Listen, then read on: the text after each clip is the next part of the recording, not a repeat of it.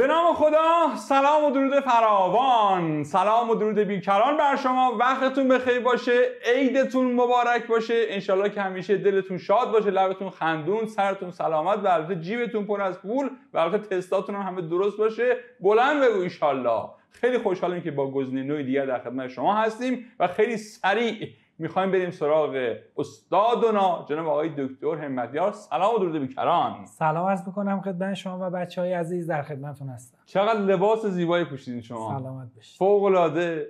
روز عید آقا، عیدتون مبارک باشه. یه سفیدم بذاریم اینجا میشه تقریبا پرچم ایران. درست میگم؟ بله. من کور رنگی دارم البته این مقداری. بله. حالا بگذاریم. اصلا میگه نه همین لباس زیباست. درسته؟ بله. لباس دیگه هم هست. خب سراغ آقا، دیروز شما به ما قول دادیم که راجع به چی صحبت بکنیم؟ بفرمایید. یه نکته ای رو ما گفتیم در بحث برنامه‌ریزی که های فکری خیلی نکته مهمی بود و جلسه قبل کامل راجع بهش صحبت کردیم. اینکه ما وقتی برنامه‌ریزی میکنیم میگیم علم میکنیم بل میکنیم، ولی وقتی به اجرا میرسه جیم بل میشه، اجرای درست پیش نمیره. امروز قرار شد یه راهکار فوق‌العاده بگم به بچه‌ها که کمک بکنه که بچه‌ها برنامه‌ای که برای خودشون ریختن رو بتونن اجرا بکنن. اسمش از چسبندگی تایم ها. علت این که ما نمیتونیم ساعت مطالعه خوب داشته باشیم اینه که چسبندگی تایم ها رو رعایت نمی‌کنیم. چسبندگی تایم ها یعنی چی؟ من باید دو نفر الان مثال بزنم که یک نفر چسبندگی تایم ها رو رعایت نمی‌کنه. بله. یکی رعایت آقا من اون که نمی‌کنه. قبول. بله. من پذیرفتم. من و آقای فکری تصمیم میگیریم که 12 ساعت درس بخونیم. اصلا نه، 10 ساعت درس بخونیم. آقای فکری ساعت کوک میکنه 6 صبح. تا حالا اصلا 6 صبح رو ندیده، همیشه 10 بیدار میشه، ولی برنامه جو گرفته، همون سنگ بزرگه. کوک میکنه 6 صبح. چه اتفاقی میفته؟ همون 10 قدیمش بیدار میشه. فقط یه بار 6 صبح بیدار شدی و ساعتتو چیکار کردی؟ قطع کردی. بله. گفتیم اگر قراره به ساعت 6 صبح برسه، فکری که 10 صبح بیدار میشه کم کم نیم ساعت به 6 صبح برسه، نه به یک بار. 10 صبح بیدار میشه. چون آدم فس و فسی هم هست، تا پاشه بره صبحونه بخوره بیا دستشویی بره صورتشو بشوره شده ساعت 11. 1 ساعت 11 و نیم، 1 ساعت و نیم وقتش تلف میشه. 1 ساعت و نیم کتاب رو باز میکنه، طبق چیزی که جلسه گذشته گفت یه نیم ساعت راجع به همسر نویسنده که کتاب تقدیمش شده فکر حالا میکنه. شاید پدرش باشه آقا. شما مثال خودتو دارم میزنم. حالا من مثلا تقدیم به پدرم. من به پدر نویسنده. نیم ساعت با اون فکر میکنه، یه 1 ساعتی هم درس میخونه تا 1. بعد از 1 از جاش بلند میشه، فکر میکنه قهرمان المپیک شده، 1 ساعت نشسته درس چیکار کردم؟ میره یه ناهار بخوره، یه نماز بخونه، یه چرخ بزنه، 3 برگشته. 2 ساعت دوباره استراحت طول کشید. کتابو که باز میکنه خوابش میگیره. نیم ساعت 1 ساعت میخونه تا 4، کتابو میبنده، 2 ساعت چرت بعد از ظهر میزنه. بعد از چرت بعد از چایی 6 شروع میکنه، 1 ساعت درس میخونه، بعد 1 ساعت دوباره میره یه چرخ میزنه. به خودش میاد ساعت 12 شب 6 ساعت بیشتر درس نخونده. 10 ساعت چیه؟ اگر بیشتر بخواد بخونه باید مثلا چه میدونم تا 5 صبح بیدار بمونه. بعد بهش میگن فکری چی کار کردی از صبح؟ میگه اصلا فقط درس خوندم، حالم از درس به هم میخوره. راستم میگه ها، درسته 6-7 ساعت خونده، ولی از صبح که چششو باز کرده ذهنش درگیر درس خوندن بوده، دغدغه درس رو داشته، 2 ساعت داشته نهار میخورده، همش ذهنش بوده که برگرده سر درس. و اینجور آدما بعد از چند روز همون 6 ساعت هم نمیخونه، خسته میشه. این آدمیه که چسبندگی تایما، یه بسته ایشون نشون بدید. این نمونه یه کسیه که چسبندگی تایما رو رعایت نمیکنه. یه دانش آموزی که احتمالاً یه رتبه 60-70 هزار هم در انتظارشه، چیزی که لیاقتشو داری. آقا خودت گفتی مثال بزن. آقا خب. خودت گفتی مثال بزن. مثال چسبندگی تایما رو رعایت نکردن فکری 70,000. آقا ببخشید همینجا من یه نکته بگم. بفرمایید. خیلی جمله جالبی گفتین. حالا درست با غیظ و غضب بود، ولی واقعا میشه حالا دوستانه و در واقع محترمانه بهش نگاه کرد که آقا چیزی بود که لیاقتشو داری. حالا نه به معنی بار منفی، یعنی میگه آقا هر چقدر پول بدی همونقدر آش میخوری. میگه آقا واقعا این نکته است که ما بپذیریم که آقا من اینقدر درس خوندم، حاصلش هم میشه رتبه 60,000، میشه رتبه 300,000، هر چی هست. اینکه بپذیریم خیلی مهمه. یعنی توهم نداریم نه ناحقی شد، نه سهمیه یا اینجوری شدن. آقا برای همه است دیگه. یه دست به افتخار شما بزنم. واقعا نکات طلایی میگم. یک بار یه جمله حسابی گفتی. بله.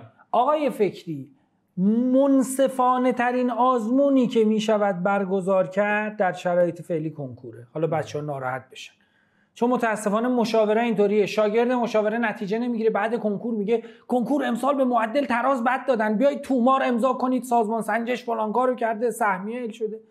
من در کنکور در این 25 سال ناحقی ندیدم. میخواید ناراحت بشن. اونی که خونده نتیجه گرفته و اونی که درست درس نخونده هم نتیجه اندازه‌ای که خونده بوده و اندازه‌ای که درست تلاش کرده بوده گرفته. کنیم دیگه. کنکور هندونه دربسته نیست. تلاش بکنی، با برنامه پیش بری، اندازه تلاشت نتیجه میگیری. خب بریم سراغ دانش آموز دوم. بله، دانش آموز مردمی. من چسبندگی تایما رو رعایت میکنم. بله. 6 صبح عین یک آدم حسابی بیدار میشم، صبحونه میخورم، صورتمو میشورم، دستشویی میرم، 6:30 شروع میکنم. فسفسی نیستم 1 ساعت دستشویی صبحونم طول بکشه. آقا حداقل 45 دقیقه دستشویی صبحونه و در واقع آماده شدن برای درس خوندن، همه اینا باید رویم رفته نیم ساعت بشه. 6 بیدار شدی، 6:30 باید شروع کنی. 6:30 شروع میکنم، چون مثل ایشون آدم بی انگیزه ای نیستم، تا 8:30 2 ساعت به کوب میخونم. بین این 2 ساعت مادرم از پله‌ام میفته، پاش میشکنه، پاش پیچ میخوره، میگم مامان من وسط درسم، من فقط تایم استراحت میتونم بلند شم. خواهش میکنم دیگه واقعی صحبت. 2 ساعت یک جا میشینم. آقا مادر افتاده پاش 2 ساعت یک جا میشینم. نگران نباش. نمیفته. این مثالو دارم میزنم که بدونی بچه‌ها به هر دلیلی از پای درس بلند نباید شید. باید یاد بگیرید 2 ساعت یه جا بشینید. 2 ساعت یه جا میشینم تا 8 صبح. 8 میرم استراحت میکنم. استراحتم بیشتر از 15 دقیقه نباید باشه. 8 و 15 دقیقه تایم بعدیمو استارت زدم. تا 10:15 2 ساعت دیگه میخونم. 10:15 تا 10:30 استراحت میکنم. 10:30 تا 12:30 2 ساعت دیگه درس میخونم. 12:30 شده میخوام ناهار رو بخورم.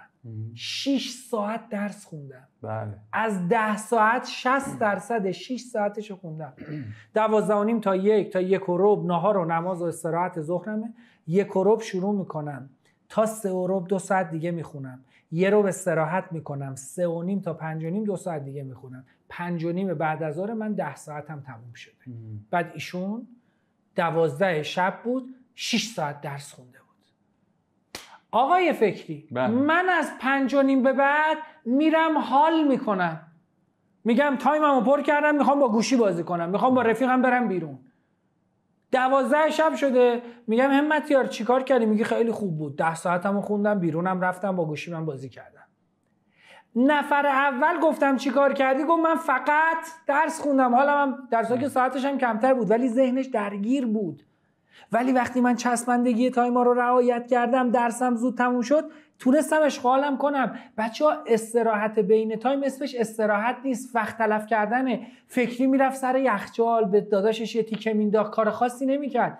قبول داری آقای فکری ولی استراحت 5 بعد از ظهر یا مثلا 6 بعد از ظهر تا آخر شب یه کاری که دوست داری رو میتونی انجام بدی؟ بله متاسفانه قبول. یعنی چسبندگی تایما نه تنها باعث میشه من ساعت مطالعه‌مو راحت تر و بهتر پر کنم، باعث میشه استراحتم هم بیشتر به چشم بیاد.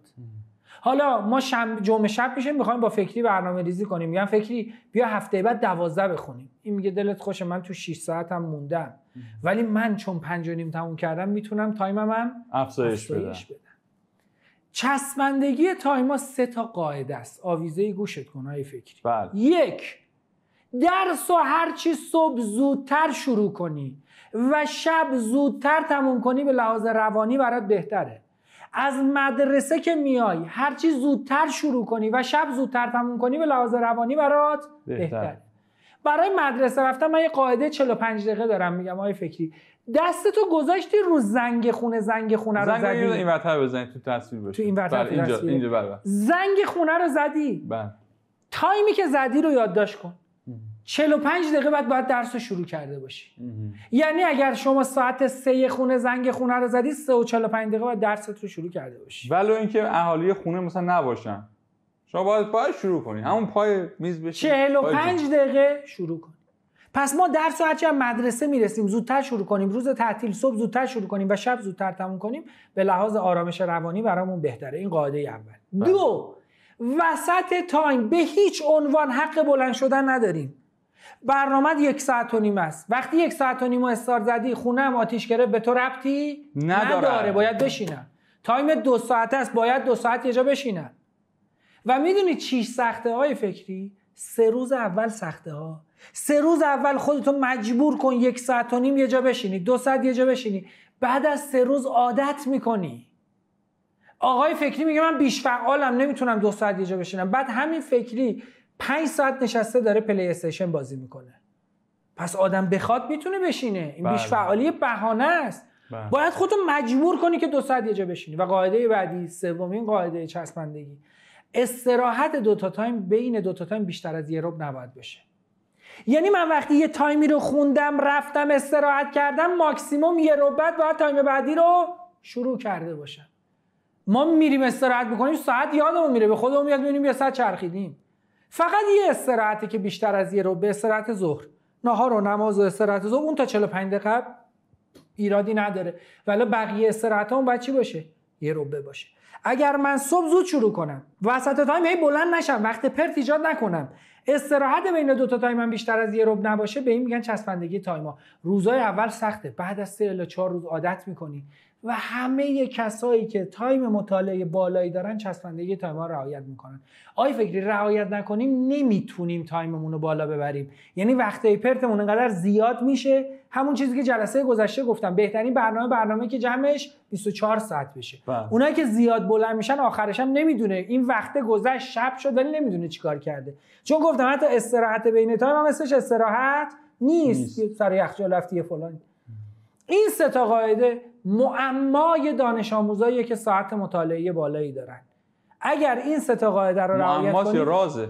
راز ببخشید. رازه. یه مقدار راز کساییه که در واقع ساعت مطالعه بالایی دارن. بسیار عالی، خیلی خیلی متشکرم از شما. یه نکته پیرو فرمایش شما بگم، به نظرم اون نکاتی که میتونه قابل اهمیت باشه و اونم اینه که شما خیلی قشنگ در جلسه گذشته فرمودین، گفتین که بچه‌ها، چون همین الان پیام اومده که آقا این که سخته، این که فلان، این که بیساره، گفتین آقا همینه که هست، هر کی را طاووس خواهد یا طاووس باید جور هندوستان کشد. حالا من نمیدونم آقای دکتر این اشتباه میکنم، شما لطفاً تصحیح بفرمایید عرض بنده رو.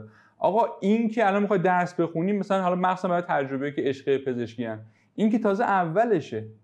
یعنی شما فرض کن ان شاءالله اصلا به دانشگاه تهران پزشکی قبول شی، هر دانشگاه دوست داری پزشکی قبول بشی، بری وارد در دنیای پزشکی بشی و میبینی 48 ساعت نخوابیدی، 72 ساعت نخوابیدی، یعنی خیلی اونجا دیگه خیلی سنگین‌تر و طاقت فرساتر این که میشینی زیر باد کولر درستون میخونی یا کنار بخاری. درست عرض میکنم؟ بله، من یادمه من اصفهان پیش یکی از شاگردهای قدیمم رفته بودم، رزیدنت ارتوپدی بود، در واقع تخصص ارتوپدی قبول شده بود که یکی از تخصصهای سخته. سال اولم بود، میگن سخت‌ترینش هم همین سال اولشه. 72 ساعت خونش بودم، فقط 3 ساعت برای خواب اومد. یعنی همین که در 3 روز 72 ساعت 3 الی 4 ساعت.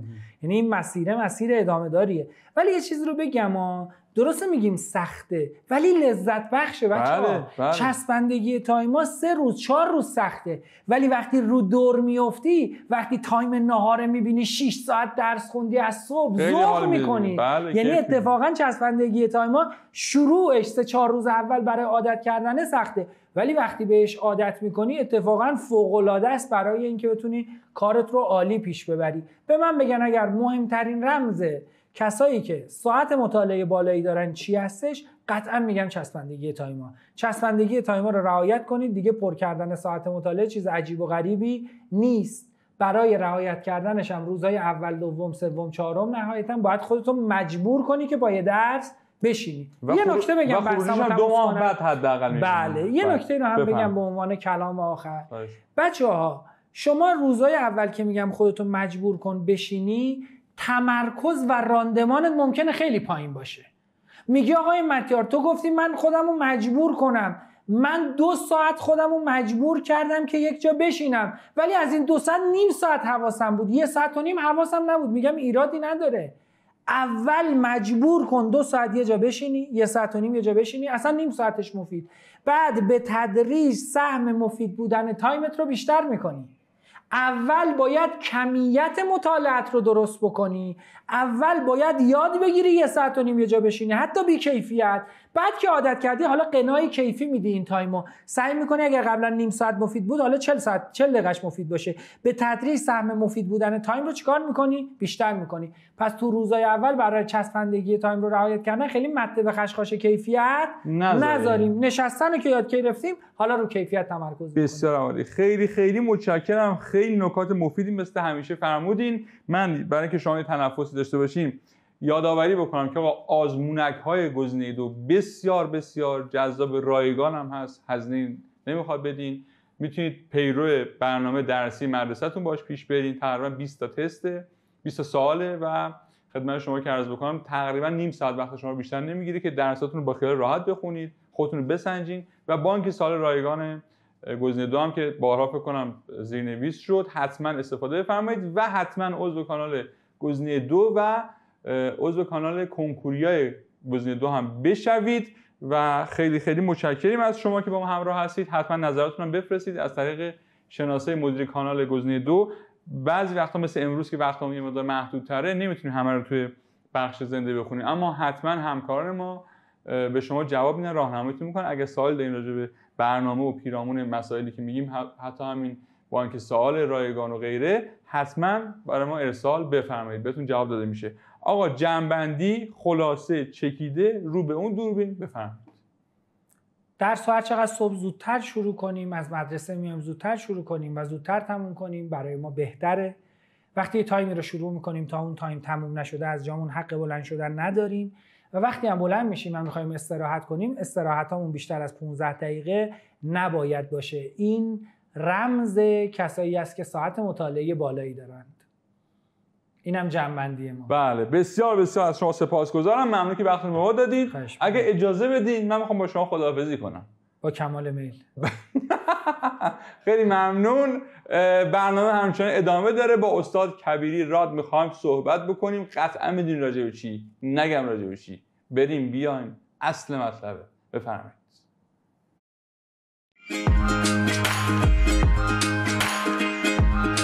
برنامه مطالعاتی گزینه 2 ویژه داوطلبان کنکور 1405 برای سال تحصیلی 1404-1405 سه‌شنبه 1 مهر تا جمعه 25 مهر 1404.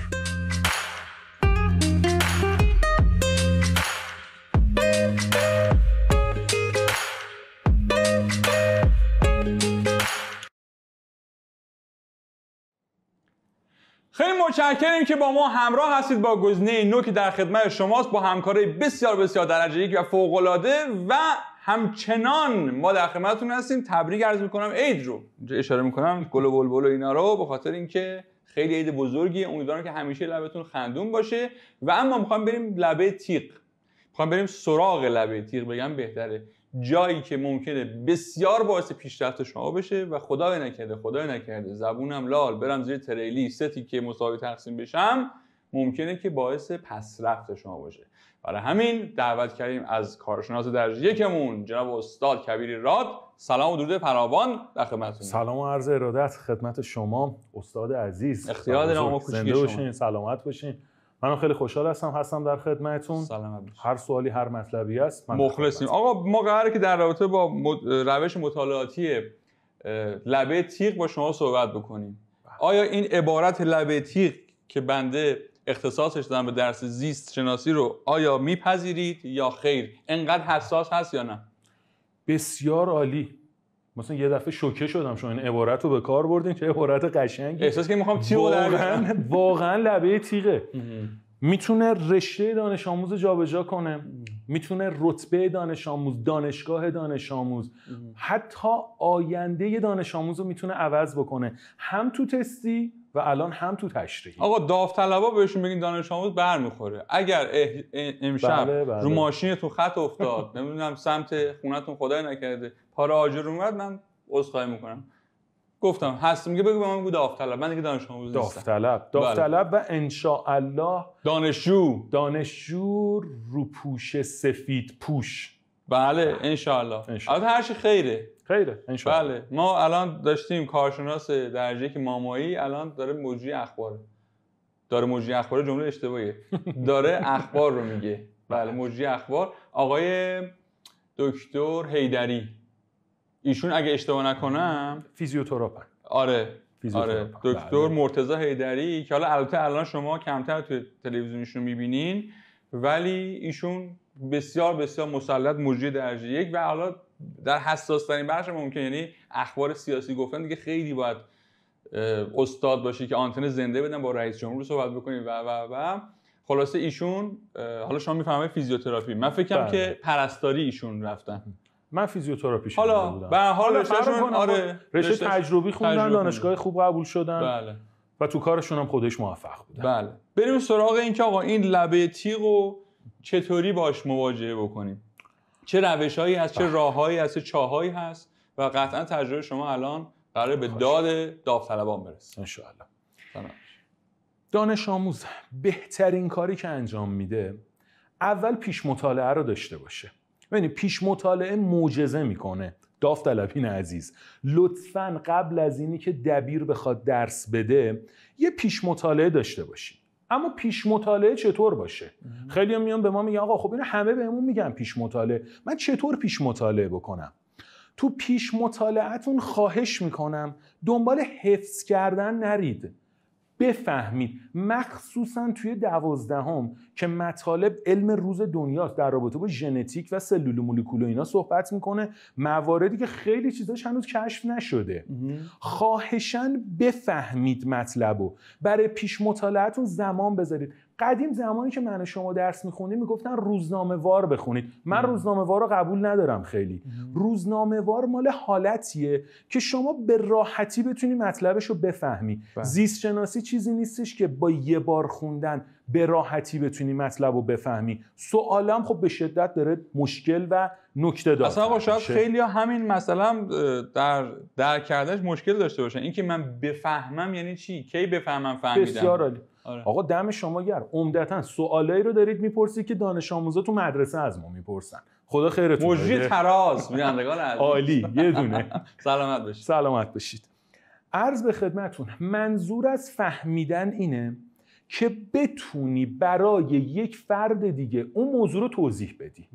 من نمیخوام مثل معلمش بیا توضیح بده، ولی در حدی بفهمه که بتونه برای یک نفر توضیح بده که فلان موضوع، مثلا اگر خوندم همانندسازی DNA یا به قول کتاب درسی همانندسازی دنا، این همانندسازی چطور انجام میشه، به اصطلاح معلم بازی بکنن. یا بشینن برای یه نفر توضیح بدن، یا برای خودشون توضیح بدن، یا برای یکی از اعضای خانوادهشون توضیح بدن. اصلا آقا این یک روش مطالعاتیه. اگر اشتباه نکنم اسمش هم جیکساوه که میاد مثلا یک مسئله رو، یک مفهوم رو به 4 قسمت تقسیم میکنه. مثلا فرض کن گروه 4 نفر است، نفر اول همون بخش خودش میکنه، نفر دوم بعد اینا به هم دیگه اون مسئله رو یاد میدن، بعد جاشون رو عوض میکنن. مثلا من اگه قرار بوده بخش مثلا پاراگراف اول رو بگم، جام عوض میشه. بعد اینکه گفتم آموزش دادم میرم بخش دوم رو یعنی آن چیزی که فرا گرفتم رو درس میدم و اون نفری که مسئول اون بوده میاد اشکال منو میگه. یعنی این یه مطالعه گروهی هم میتونه باشه. اصلا بهترین حالت یادگیریه، یاد دادنه. بله. وقتی ما یه مطلبی رو به یک نفر یاد میدیم، بیشتر از اونی که اون فرد سود ببره ما خودمون سود میبریم. من همیشه به داوطلبا توصیه میکنم و حالا دوستانی که سر کلاسای من هستن میگم تو یاد دادن خساست به خرج ندید. چون بعضیا فکر میکنن اگر یه نکته‌ای رو بلدن به یه نفر دیگه یاد بدن، اون مثلا این نکته رو یاد میگیره، اینا با هم رقیبن، این از این میفته جلو. مطمئن باشید دوستان اگر شما یک مطلبی رو به یک نفر یاد بدید، شما بیشتر از اون سود میبرید. یه چیزای جدیدتری توش متوجه میشین. پس اول شد پیش مطالعه. بله. پیش مطالعه به این صورت که مطلب رو بفهمن، معلم بازی کنن، به یک نفر مطلب رو یاد بدن. بله. مرحله بعد پیش مطالعه حالا 2 تا حالت پیدا میکنه. یا دانش آموز سر کلاس دبیری داره میره، مدرسه‌ای داره درس میخونه یا اینکه خودش داره درس میخونه. بله. اینا متفاوتن. بله. اگر سر کلاس معلمی میره، پیش مطالعه کرده، سر کلاس معلمش اون دبیر داره زحمت میکشه، مطالب رو بهش میگه، اونجا یه مقدار بهتر یاد میگیره، یه مقدار عمقی‌تر یاد میگیره.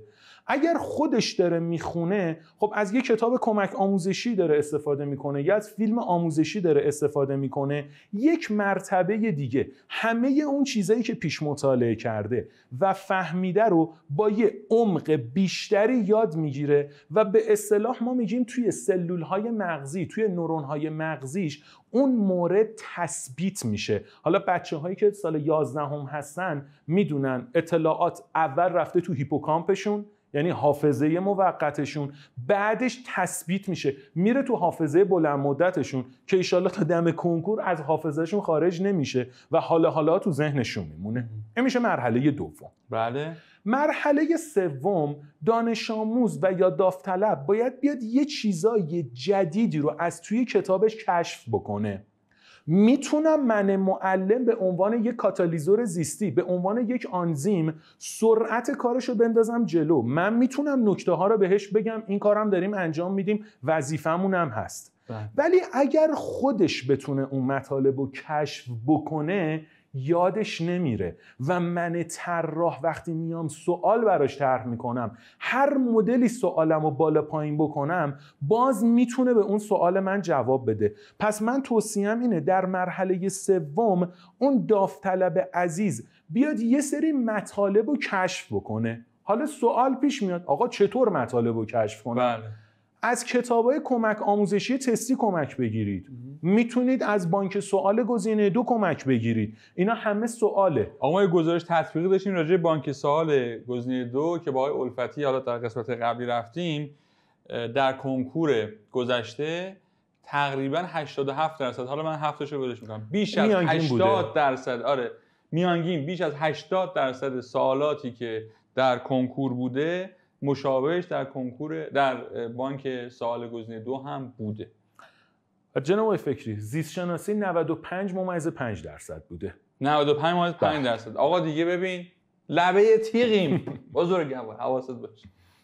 خب مرحله بعدی پس شد مرحله سوممون. دانش آموز یا داوطلبمون میخواد یه سری مطالب جدید رو کشف بکنه.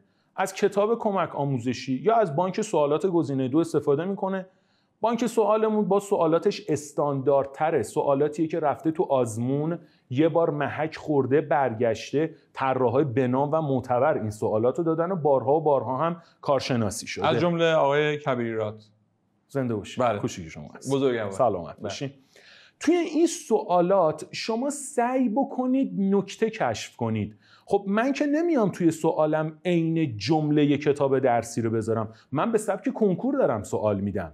سبک کنکور اینه اون موردی که توی کتاب درسی جلوی چشم شما هست یه طور دیگه ای ازش سوال پرسیده میشه. اصطلاحاً هوش کلامی شما کشیده میشه وسط که بتونید بفهمید چی ازتون میخواد.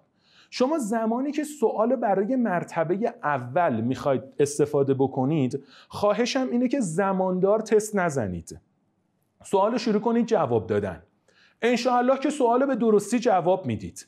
اگر درست جواب دادید خدا رو شکر، برید پاسخ تشریحیشو بخونید، چون ما تو پاسخ تشریحی چه تو کتاب چه تو بانک سوالات یه سری مطالب فراتر و اضافه تر از اون سوال داریم بهتون میگیم، به اصطلاح درسنامه داریم. اگر خدایی نکرده نتونستید سوال جواب بدین، خواهشم اینه سراغ پاسخ تشریحی نرید، ذهنتون کند میشه، ذهنتون تنبل میشه. شما یه مرتبه پیش مطالعه کردین فهمیدین، یه مرتبه دبیر محترمتون توضیح داده یاد گرفتین، یا خودتون درسنامه خوندین یاد گرفتین، پس یه جای کار میلنگه که نتونستین این سواله رو درست جواب بدین. خواهشاً برید از توی کتابتون تقلب کنید، از کتابتون کمک بگیرید و به جواب اون سوال برسید. این خودش میگن تقلب بهترین روش یادگیریه. درود در شما. درود در شما. البته بهترین نگیم یکی از روش‌هاست. واقعا همینطوره ها. یادشون نمیره. من تقلب نکردم ولی اونا میگن اون سوالی که اونجا من رسوند دیگه تا آخر عمرم تو ذهنم موند، تو اون شرایط پر استرام. حالا اون سوالی که رسون طرف یادش نمیره، یکی هم موردی رو که اشتباه کرده باشه یادش نمیره. اتفاقا اگر یه تستی رو شما زده باشین، اشتباه کرده باشین و رفته باشین دنبال جوابش گشته باشین و پیداش کرده باشین، این احتمال فراموشیش خیلی ضعیف میشه. پس خواهشم این شد اگر تستی رو نتونستید درست جواب بدین، لطفاً به کمک کتاب درسیتون جوابشو پیدا کنید و وقتی جوابشو پیدا کردید باز دوباره برید سراغ پاسخ تشریحی. این میشه یه روش خیلی خوب برای یادگیری که یادتون نمیره. خب حالت چهارم، بله، بعد این موضوع باید دانش آموز داوطلب یاد بگیره مدیریت زمان داشته باشه. مدیریت زمانتون رو بسپارید به ما، اونجا برید تو آزمون ها شرکت کنید، یا آزمون معتبر، زمان استاندارد، سوال استاندارد. ما اگر 45 تا سوال زیست شناسی میدیم، نمیم از 45 تا سوال 40 تا سوالش بگیم چند مورد درسته که داوطلب فقط بخواد بخونه بالای 2 ساعت طول بکشه. بله. از یک آزمون استاندارد استفاده بکنید، اونجا به صورت زماندار تست ها رو بزنید.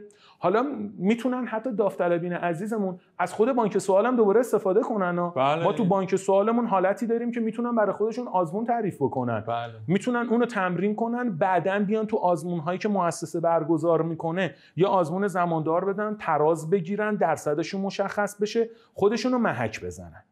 ولی باز کار مهمتر از آزمون دادن بعد آزمون تحلیل آزمونه.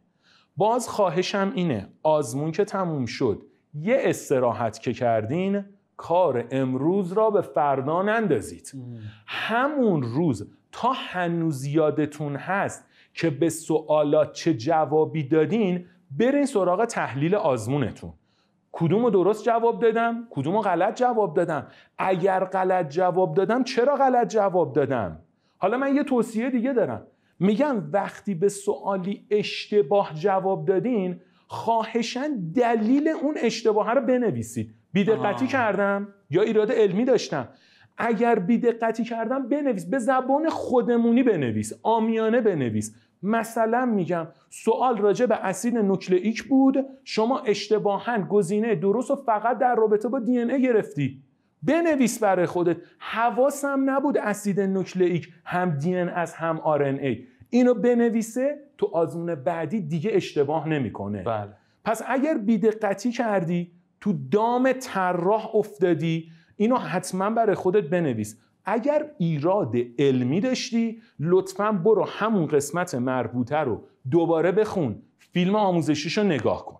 به این صورت یه تحلیل خوب برای آزمون انجام میدی.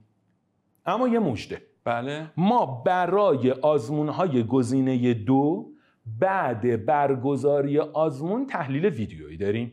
یه تحلیل ویدیویی داریم، انشاءالله اگر قسمت باشه خود بنده هم میام براتون حل میکنم. خدمتتون هستم. یعنی تمام سوالاتی که تو هر آزمون برگزار شده رو حل میکنم براتون. حتی سعیم هم اینه که بگم کجای کار اشتباه کردی، به چی دقت نکردی. اینم کاری که از دست ما برمیاد با این تحلیل ویدیویی. بسیار عالی. خیلی خیلی متشکرم از شما. بسیار نکات آموزنده‌ای فرمودین. سلامت باشین. الان دیگه نکته دیگه‌ای نیست که بفرمایید، همه رو گفتین؟ به صورت کلی بله. خب خیلی هم عالی. خیلی هم عالی. خیلی متشکرم از استاد کبیری راد. از شما خواهش میکنم که حتما در کانال گزینه 2 عضو بشید. اون کنکوریا هم که حالا در کنکوریای گزینه 2 اونم عضو بشید، چرا که خلاصه تمام مطالب رو اونجا میذاریم، به اضافه کلی اخباری که مرتبط با کنکور هست و میتونید اونجا استفاده بفرمایید. استاد کبیری راد، من خواهش میکنم یک بار دیگه رو به اون دوربین خلاصه‌وار و تیتروار نکات مهم رو بفرمایید. به روی چشم. چشم. مرحله اول پیش مطالعه همراه با یادگیری. مرحله دوم استفاده از کلاس درسی دبیر، یا اگر از مدرسه کمک نمیگیرید خوندن درسنامه یا دیدن فیلم آموزشی. مرحله سوم زدن تست جهت یادگیری، تست زماندار نه، تستی رو بزنید که به کمک اون تست نکته هایی که جا افتاده براتون، نکته هایی که متوجه نشدید و از تو کتاب کشف بکنید. مرحله 4 آزمون معتبر و تست زماندار تا بتونید مدیریت زمان داشته باشید. این 4 مرحله. بسیار عالی. خیلی خیلی متشکرم از شما که دعوت ما رو پذیرفتین. بازم انشالله عمری باشه در خدمت شما هستیم. سلامت باشین و این قول رو بدید که ما رو از حضور خودتون محروم سلامت باشین. باعث افتخار ماست. سلامت باشین. خدمت از ماست و ممنون از شما که با گزینه نو امروز هم همراه بودید. دم شما خیلی خیلی گرم، قرمتون کم. بازم عیدتون مبارک، لبتون خندون، دلتون شاد، جیباتون هم پر از پول. همه تستاتون هم ان شاءالله درست باشه و ترازتون بالای بالای بالا. تا یک گزینه نو دیگر، خدا نگهدارتون.